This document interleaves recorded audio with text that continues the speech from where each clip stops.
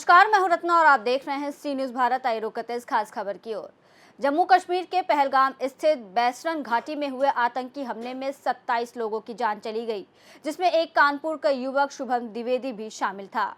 शुभम के महाराजपुर स्थित घर में सुबह से ही DM Jitendra Pratap Singh, police commissioner Akhil Kumar, DCP पूर्वी एसके सिंह, विधानसभा अध्यक्ष सतीश महाना समेत तमाम लोगों के पहुंचने का सिलसिला जारी है। वहीं मृतक के पीड़ित परिजनों को ढांढस बंधा रहे हैं। बता दें कि शुभम की शादी 12 फरवरी 2025 में ही हुई थी। वहीं आतंकियों ने उनसे नाम पूछने के बाद गोली मारकर उन्हें मौत के घाट उतार दिया। बुधवार को उनके पैतृक आवास हाथीपुर में उनके चाचा ज्योतिषाचार्य मनोज द्विवेदी से मिलकर परिवार को सांत्वना दी। वहीं साथ ही सरकार की ओर से हर संभव मदद का आश्वासन भी दिया।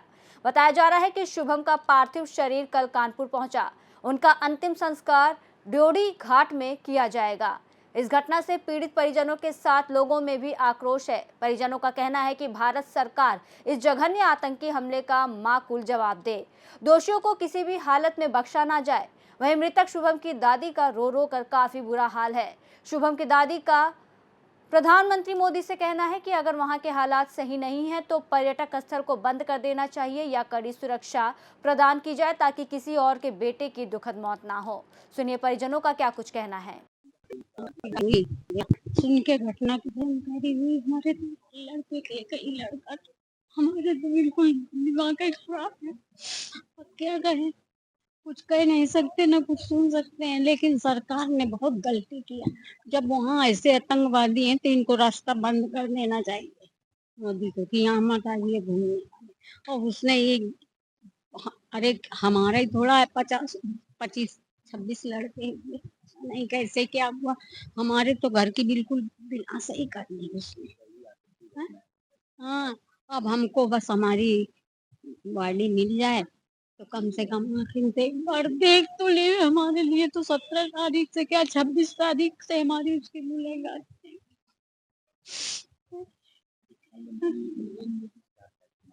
हम नरेंद्र मोदी से अब का मांगन, हमारे तो मांगे के को कहेंगे कौन इच्छा नहीं है, बस यही इच्छा है कि वो जिंदा तो कर नहीं सकते हैं भाई, वो तो ऊपर वाले के हाथ है।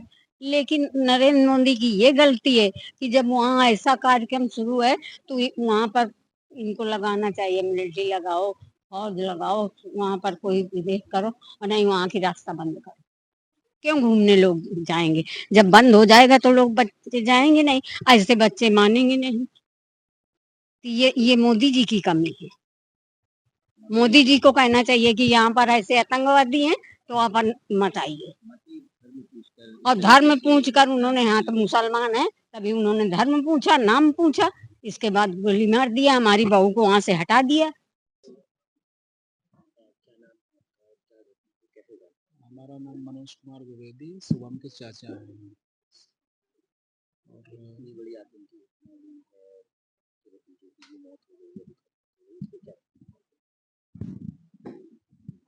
घटना तो बहुत बड़ी है। जब फरवरी में शादी हुई थी उसकी और अचानक से इतनी बड़ी घटना होना, बच्चे का जाना, और जैसी स्थिति रही वहाँ की, बहू के सामने ही आतंकवादियों ने गोली मार दी।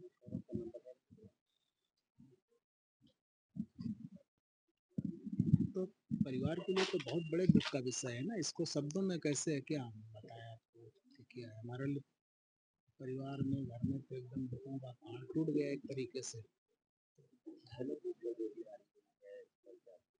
हाँ, ऐसा आया कि कुछ कुछ मारा गया। आतंकवादियों का तो उद्देश्य ही रहता है ना कि एक धर्म विशेष पे ही तो आत्मा रहता है उनका। आज से क्या हो, सदियों से वही परंपरा चल रही है, एक धर्म विशेष के प्रति तो है ना। और इतना पूर्ण तरीके से, जैसा अगर आप लोगों ने देखा होगा कहीं वीडियो या फोटो में, तो देखिए किस क्रूरतम तरीके से गोली मार दी। जहाँ पे कोई दया क्षमा कुछ है ही नहीं है उस जगह पे, तो क्या कहा जाए। हमारे धर्म में यही सबसे प्रमुख बात है कि हम लोग दया क्षमा ये सारी चीजें लेके चलते हैं। तो उनका हमला तो सीधे सीधे हमारे धर्म पे ही रहता है। नहीं तो क्या उनसे मतलब था, शुभम से हमारे भतीजे से क्या लेना देना था बताइए, कोई मतलब नहीं था। और जो जम्मू कश्मीर सेंसिटिव एरिया है, बड़ी हो गई, इसमें क्या लगता है इसका अभी पीछे के दिनों में तो ऐसा रहा कि ऐसा कुछ नहीं, और विश्वास भी सरकार ने पूरा दिया आम जनता को, लोग आ जा रहे थे वहाँ पे, काफी पर्यटक भी वहाँ पे बढ़े थे और उसी वजह से सारे लोग जा रहे थे, उसी वजह से हमारी फैमिली भी गई कि अब नहीं, वहाँ पे शांति का माहौल है, सारा कुछ ठीक है, जैसा सुना जाता है या लोगों से जो आ जा रहे हैं उनसे है कि हाँ भाई अब शांति व्यवस्था बहाल है, कोई ऐसी घटना नहीं हो रही है।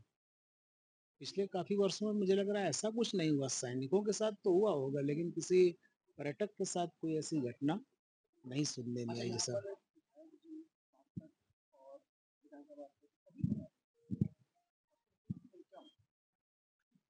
मांग हमारी कुछ भी नहीं, सब ऐसे दुख के समय में सारे लोग हमारे साथ में खड़े हैं, तोमर साहब हमारे हैं, बहुत पिताजी के समय से एमएलसी आप रहे हैं, वो भी हमारे दुख के समय में साथ खड़े हैं, तो जो दुख के साथ में हमारे खड़े हैं हमारे अपने हैं।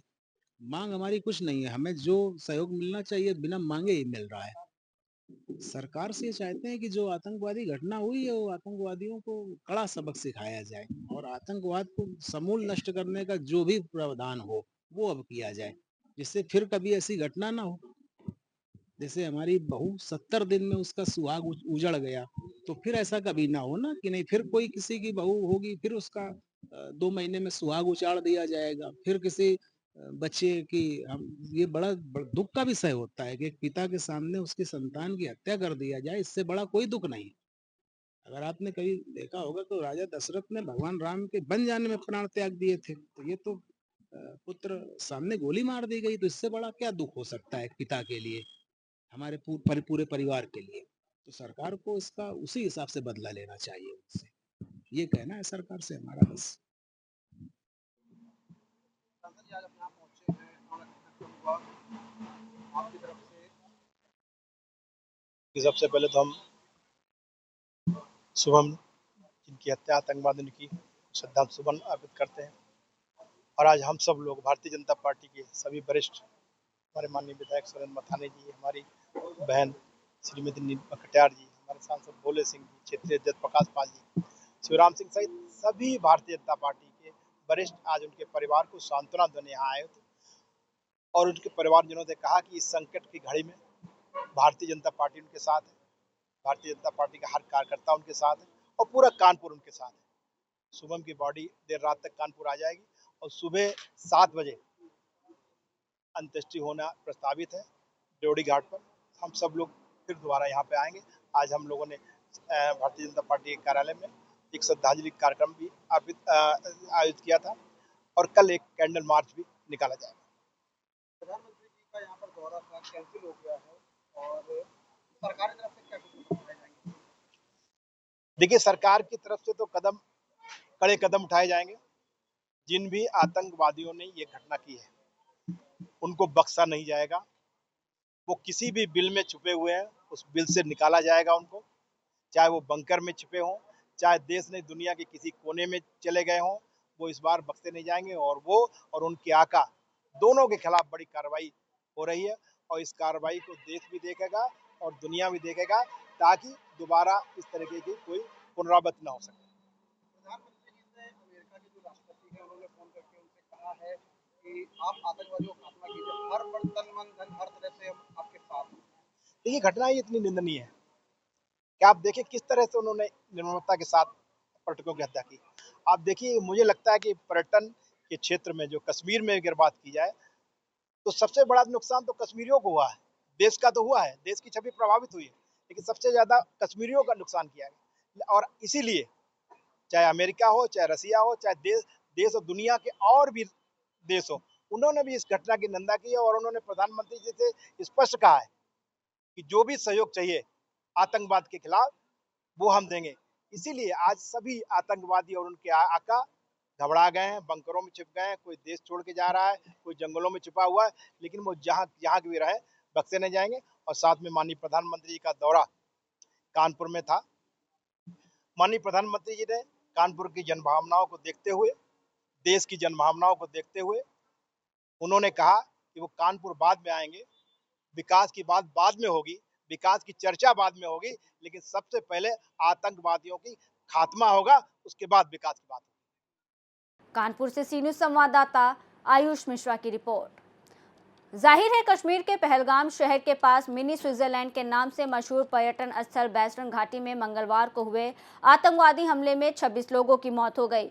मृतकों में ज्यादातर पर्यटक थे और ये 2019 में पुलवामा में हमले के बाद घाटी में हुआ सबसे बड़ा हमला है। वहीं प्रधानमंत्री नरेंद्र मोदी सऊदी अरब का दौरा बीच में ही छोड़कर वापस लौट चुके हैं। उन्होंने एयरपोर्ट पर ही पहलगाम हमले को लेकर बैठक की। फिलहाल इस खास रिपोर्ट में बस इतना ही। देश और दुनिया की तमाम बड़ी खबरों के लिए देखते रहिए सी न्यूज़ भारत।